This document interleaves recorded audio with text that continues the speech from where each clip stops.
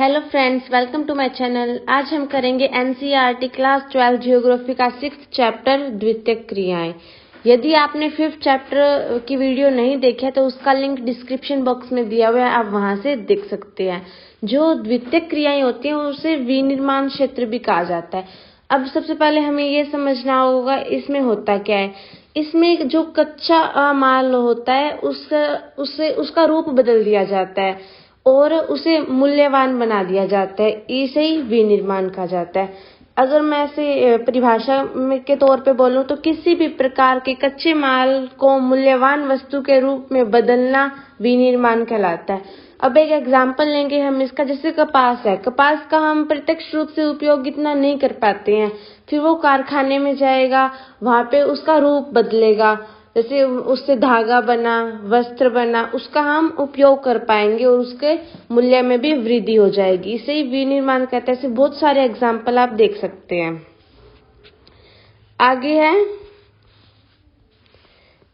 कि जो विनिर्माण है ना, मतलब उसमें सभी प्रक्रिया में कुछ समान विशेषताएं पाई जाती है, जैसे कि शक्ति का उपयोग। अब जैसे अगर हम किसी मशीन का उपयोग करेंगे तो उसके लिए भी हमें ऊर्जा चाहिए होगी, तो उसकी भी आवश्यकता होती है। एक ही प्रकार की वस्तु का उत्पादन किया जाता है। अगर आप किसी फैक्ट्री में गए होंगे तो एक फैक्ट्री में एक ही टाइप की चीज बनाई जाती है। जैसे किसी फैक्ट्री में कपड़े बनाने का काम किया जाता है तो उसमें सिर्फ वही काम किया जाएगा, कोई और काम नहीं किया जाता है। अब हम पढ़ेंगे विनिर्माण की कुछ विशेषताएं होती है। तो पहली इसकी विशेषता है कौशल का विशिष्टीकरण। इसमें क्या होता है, जो एक श्रमिक होता है, एक कारीगर होता है, वो प्रत्येक टाइम एक ही कार्य को करता रहता है। अगर आपने कहीं देखा होगा तो जो फैक्ट्रीज होती है उसमें कोई एक श्रमिक होता है, वो लगातार एक ही काम करता रहेगा, उसे बार बार दोहराता रहेगा। इसमें एक ही काम, जिससे उसमें कुशलता आ जाती है, वो अच्छी तरीके से होने लग पाता है। जो विनिर्माण है उसका शाब्दिक अर्थ है वो है हाथ से बनाना, लेकिन इसमें मशीन्स का भी उपयोग किया जाता है।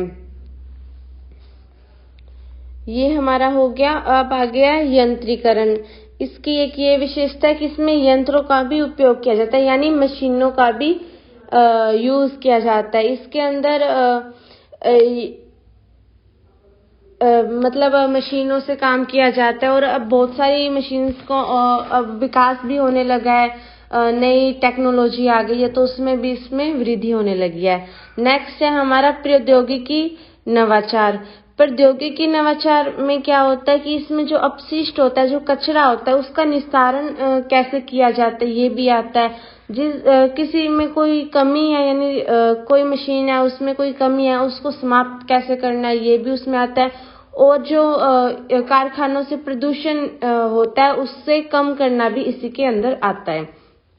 नेक्स्ट है हमारा पॉइंट संगठनात्मक ढांचा एवं स्तरीकरण। जो आधुनिक निर्माण है उसकी कुछ विशेषताएं हैं, जैसे कि एक जटिल प्रौद्योगिकी, इसमें अच्छी टेक्नोलॉजी का प्रयोग किया जाता है और श्रम विभाजन किया जाता है। मतलब बहुत सारे आदमी हैं, उनको उनके काम को बांट दिया जाता है, तो इससे काम क्या होगा, अच्छी तरह से होगा और जल्दी होगा। श्रम विभाजन की ये विशेषता होती है। अधिक पूंजी। अब किसी को कारखाने की स्थापना करनी है तो सबसे पहले उसके पास पूंजी होनी चाहिए, ताकि वो वहां पे श्रमिकों को लगा सके, या फिर कोई मशीन्स की वहां पे रख सके, या फिर कच्चा माल उसे पहले चाहिए होता है, तो उसके लिए भी धन लगाने की आवश्यकता होती है। ये बड़े बड़े संगठन से ही संभव हो सकता है। और जो नेक्स्ट पॉइंट है वो प्रशासकीय अधिकारी वर्ग है, वो भी आधुनिक निर्माण की एक विशेषता है। आगे दिया हुआ है अनियमित भौगोलिक वितरण। हम देखते हैं कहीं बहुत ज्यादा फैक्ट्रीज पाई जाती है, कहीं बहुत कम फैक्ट्रीज पाई जाती है, और कई स्थान है वो ऐसे व्यर्थ है जहाँ पे फैक्ट्रीज लग सकती है लेकिन वहाँ पे नहीं लगी हुई। फैक्ट्रीज लगने के बहुत सारे फायदे भी होते हैं। अब एक एग्जांपल से समझेंगे। जो अमेरिका की मक्का की पेटी है ना, वो 2.5 वर्ग किलोमीटर क्षेत्र में है। वहां पे ना 4 बड़ी बड़ी फैक्ट्रीज लग सकती है। अगर वहाँ पे खेती का कार्य या कोई और कार्य किया जाता है तो वहाँ पे 10 से 12 जो लोग हैं उन्हें ही रोजगार मिलेगा। अगर हम वहाँ पे फैक्ट्रीज लगा देंगे तो वहाँ पे हजारों लोगों को रोजगार मिलेगा। जो परिवहन सुविधा है वो भी अच्छी हो जाएगी। ये इसका एक एग्जाम्पल है। आगे दिया हुआ है जो उद्योग वहां स्थापित किए जाते हैं जहाँ पे उसकी उत्पादन लागत कम हो। एक एग्जाम्पल से समझेंगे, जहाँ पे कच्चा माल पाया जाता है ना वहाँ पे उसके पास में उद्योग स्थापित किए जाते हैं। जैसे कि लो इस्पात भारत में देखें तो झारखंड और छत्तीसगढ़ इधर वाली साइड में पाया जाता है, वहाँ पे ही इसके कारखाने अधिक पाए जाते हैं। और यदि हम कपास देखें तो जो कपास है उसके जो कारखाने पाए जाते हैं, सूती वस्त्र उद्योग के जो कारखाने पाए जाते हैं वो महाराष्ट्र गुजरात वाली साइड में पाए जाते हैं, क्योंकि यहाँ पे कपास की अच्छी खेती की जाती है। यदि हम कपास के यानी सूती वस्त्र उद्योग के कारखाने भी झारखंड वाली साइड में लगा दें तो परिवहन करना पड़ेगा, यानी कच्चे माल को एक स्थान से दूसरे स्थान तक लेके जाना पड़ेगा। उसके लिए उसकी लागत बहुत ज्यादा हो जाएगी। इस कारण से कुछ शर्तें होती हैं जहाँ पे उद्योग स्थापित किया जाता है। तो वहाँ पे एक ऐसी चीजें पाई जानी चाहिए जहाँ पे वो उद्योग चल सके। तो बहुत सारी चीजें होती है। अब हम उसके बारे में पढ़ेंगे। तो सबसे पहला है बाजार तक अभिगम्यता। अभिगम्यता का मतलब है पहुंच। बाजार, यहाँ पे बाजार शब्द का प्रयोग किया गया जहाँ पे वस्तुओं की उस वस्तु की मांग हो और जो लोग हैं उनकी क्रय क्षमता अच्छी हो, यानी लोग उस वस्तु को खरीद भी सकें।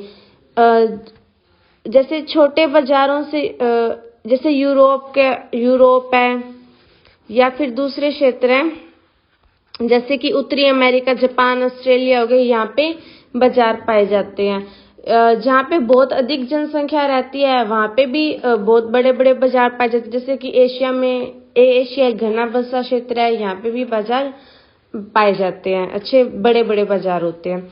और फिर सेकंड पॉइंट है कच्चे माल की प्राप्ति तक अभिगम्यता, यानी कच्चे माल तक उसकी पहुंच भी होनी चाहिए। मैंने आपको पहले ही बता दिया, उद्योग वहां स्थापित किया जाएगा जहाँ पे कच्चा माल पाया जाएगा। उससे दूर स्थापित करेंगे तो आने जाने में उनका बहुत ज्यादा खर्चा लग जाएगा, जो मतलब उद्योग वहाँ पे सफल नहीं हो पाएगा। इसका एक एग्जाम्पल ये है कि पहले वेस्ट बंगाल के फोर्ट ग्लास्टर में जो सबसे पहला सूती वस्त्र का कारखाना लगाया गया था वो असफल हो गया था। इसका कारण ये था कि वहाँ पे कपास तो इतनी अच्छी होती नहीं है।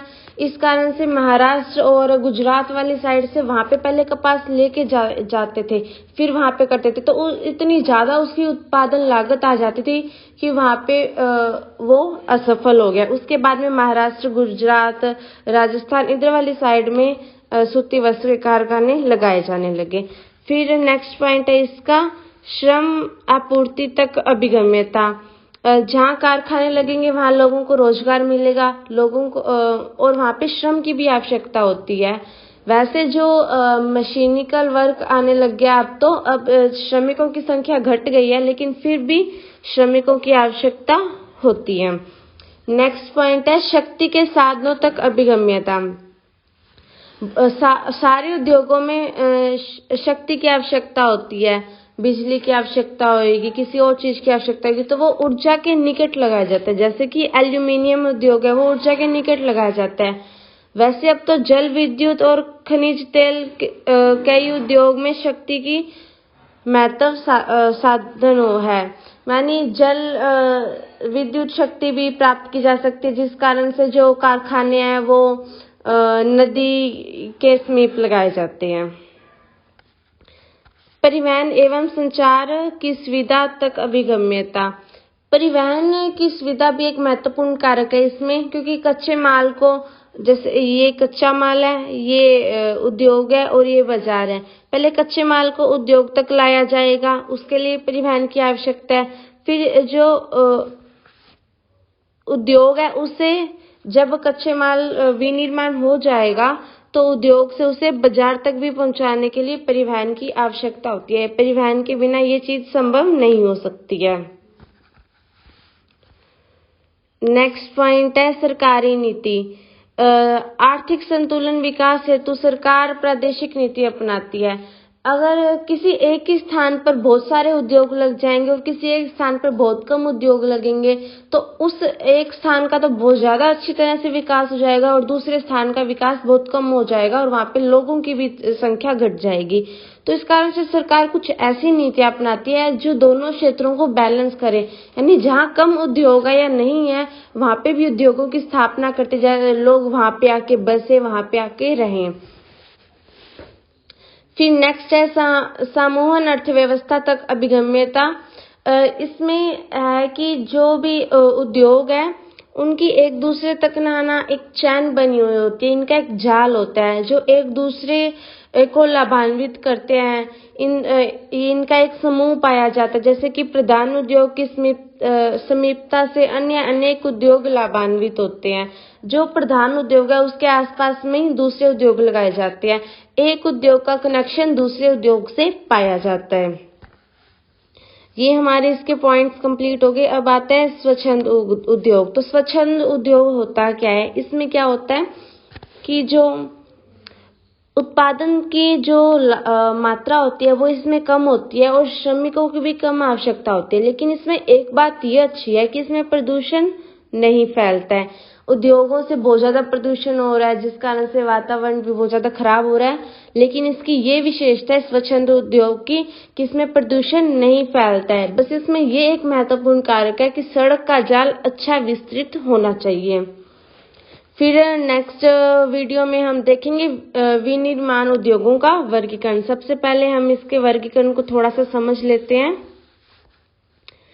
तो ये है विनिर्माण उद्योगों का वर्गीकरण। इसे बहुत सारे आधारों पर बांटा गया है। जैसे पहला पॉइंट है इसका आकार के आधार पर। आकार के आधार पर इसके 3 पॉइंट है, कुटीर उद्योग, छोटे पैमाने के उद्योग और बड़े पैमाने के उद्योग। फिर है कच्चे माल के आधार पर, मतलब जिस कच्चे माल से जो कारखाने में जो चीज बन रही है उसके आधार पर होता है। जैसे कृषि के आधार पर, जैसे कि गन्ने से चीनी बनाई जाती है या फिर किसी और चीज से, मतलब कृषि जन्य चीज से कोई चीज बनाई जाती है तो वो उसमें आ जाएगा। खनिज के आधार पर जैसे इसमें हो जाएगा लोहे से कोई चीज बनाई जाती है, मतलब खनिजों के आधार पर भी है इसका वर्गीकरण। फिर है रसायन के आधार पर, इसमें प्लास्टिक आ जाएगा या फिर कृत्रिम कोई चीज आ जाएगी। फिर है वन आधारित, इसमें इमारती लकड़ी हो गई, लाख हो गया, कागज हो गया, ये भी सारे वन आधारित है। कागज भी पेड़ों से बनता है। पशु के आधार पर यानी चमड़ा हो गया, ऊन हो गया, ये सारे कच्चे माल के आधार पर है, मतलब कच्चा माल किस प्रकार के उस पर है। फिर नेक्स्ट है उत्पादन के आधार पर। उत्पादन के आधार पर ये 2 प्रकार के होते हैं, एक होता है मूलभूत, एक होता है उपभोक्ता सामान। और स्वामित्व के आधार पर ये 3 प्रकार के होते हैं, एक है सार्वजनिक, दूसरा निजी और तीसरा संयुक्त क्षेत्र। सार्वजनिक में वो होता है जो उद्योग सरकार द्वारा चलाए जाते हैं। निजी में होता है जिन उद्योगों का स्वामित्व कोई निजी क्षेत्र होता है या निजी कंपनियां होती है। और संयुक्त में आधा इन्वेस्ट तो सरकार द्वारा किया जाता है और आधा इन्वेस्ट निजी क्षेत्र द्वारा किया जाता है। हमारा इस चैप्टर का फर्स्ट पार्ट कंप्लीट हो गया है। आशा है कि आपको समझ आया होगा। बने रहिए हमारे साथ। धन्यवाद। इसे लाइक, शेयर और कमेंट करना न भूलें।